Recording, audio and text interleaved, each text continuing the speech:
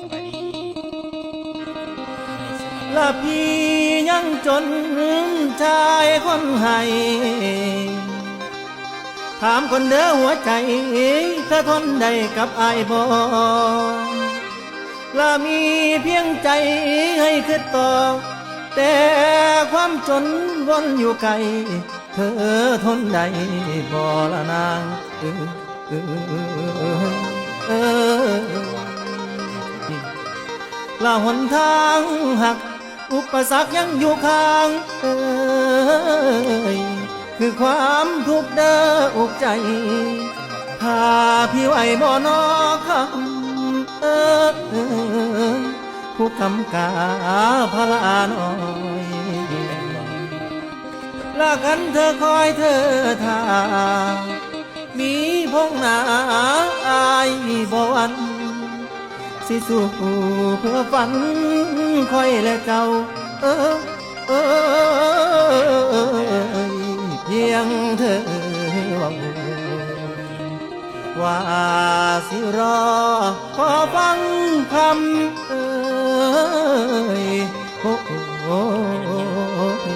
เด้อแฟนอา จันเจ้าสมชาไทยพี่น้องครับ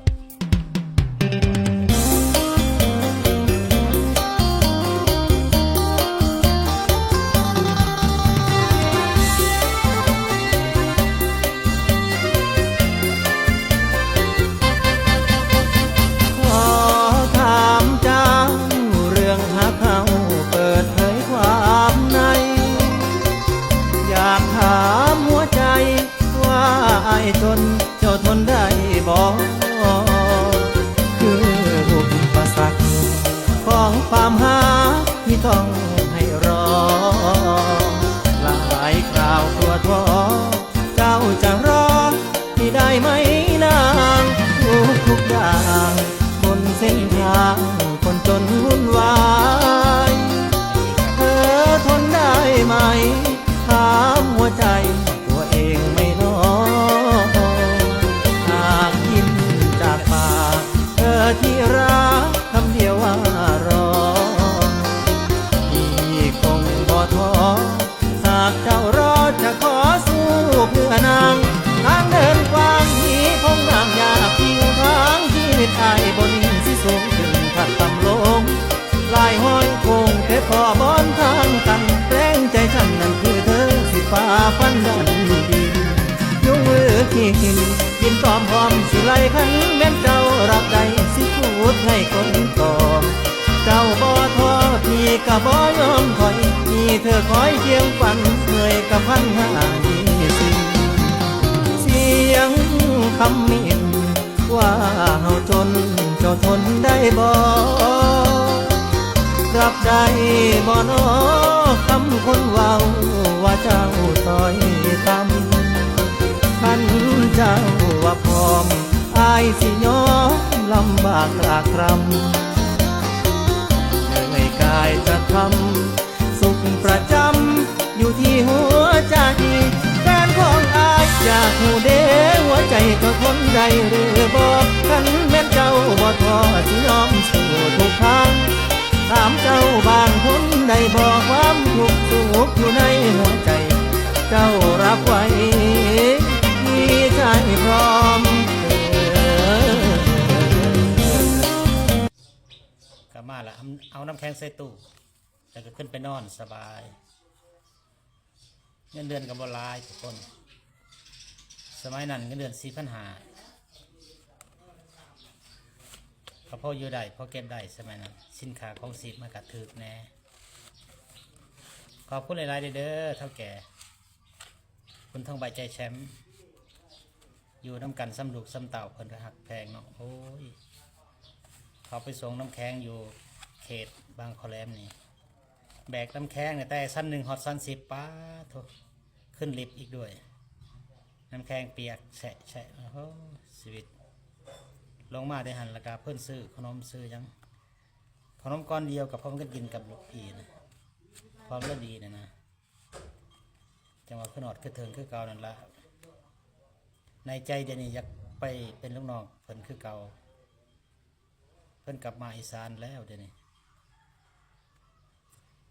คนใดที่เบิ่งคลิปนี้ก็แชร์ให้หน่อยเด้อส่งข่าวหาเพิ่นนะยังคิดฮอดคิดถึงคือเก่าปิ้งแก้วแสงโซทอนจากฝั่งลาวแต่ว่าซื้ออยู่พุ่นนั่นตอนสมัยเฮ็ดบัตรแรงงานมันก็เพิ่นก็ตั้งซื้อให้ว่าคำแก้วอ๋อคำแก้วคือผู้หญิงเนาะซื้อคำแก้วนี่ เจ้เพิ่นตั้งซื้อให้คำแก้วซื้อจริงกับปิ้งแก้วเนาะทุกคน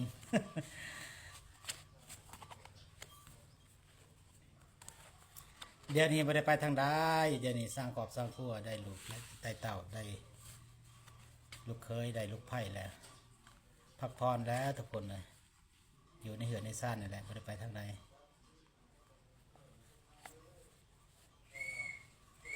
เท่าเลยไม่ได้ไปเฮ็ดเวียกแหละเท่าเลยอยู่เหือน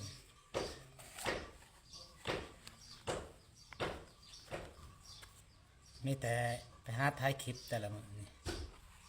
สร้างคอนเทนต์เปิดมืออาชีพกดไลค์กดแชร์ให้หน่อยเด้อทุกคนเป็นครีเอเตอร์ใหม่ทุกคนบางเทื่อกการเว้าการเฮ็ดคลิปเนี่ยก็บ่อยากถือบ่ได้บางเทื่อก็ตามผลตามทีแล้วทุกคนแต่ขออภัยหลายๆการเว้าบ่อยากม่วน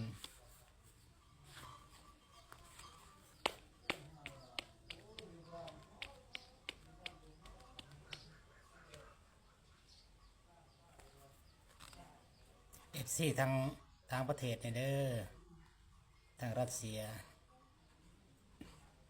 ติดตามมาตลอด ทางเกาหลีเพิ่นก็ติดตามมาตลอดขอบใจหลายๆทางนครหลวงเวียงจันทน์ก็มีหลายคนอยู่ทั้งผลก็ได้คำใส่พรมลงสีเพิ่นก็เจ้าของอะไรรถยนต์เพิ่นก็ได้สุนันทาเพ่งสวัสดิ์เพิ่นก็อะไรรถยนต์เป็นหมู่เดียวกันได้กับเพ่งสวัสดิ์ในสมัยแต่เป็นบ่าวตะกี้ไปเรียนผู้สาวแถวเขตตะวันอำคือทอดอดีตเด้อสุนันทาเพ่งสวัสดิ์ เรามีซีมือได้คู่มือนี่เราเป็นสั่งอะไรรถยนต์คำใส่กับสั่งอะไรรถยนต์คือกันก็ได้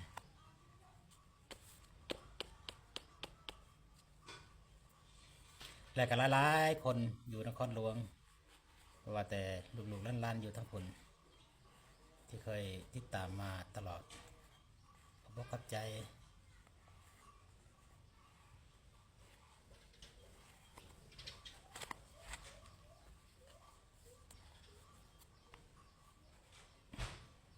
ทางฝั่งไทยก็ไล่FC ทางคนก็ได้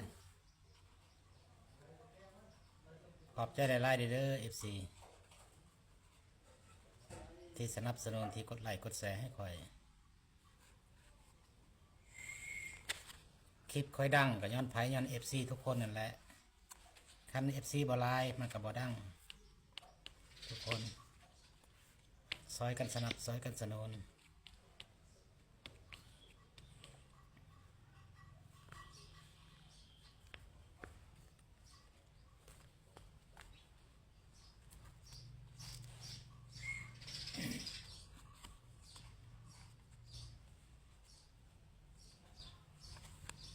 เมื่อนี้กับบรรยากาศกระสีครึมๆทุกคนสีหนาวๆเนี่ยวันใดวันหนึ่ง9 นาที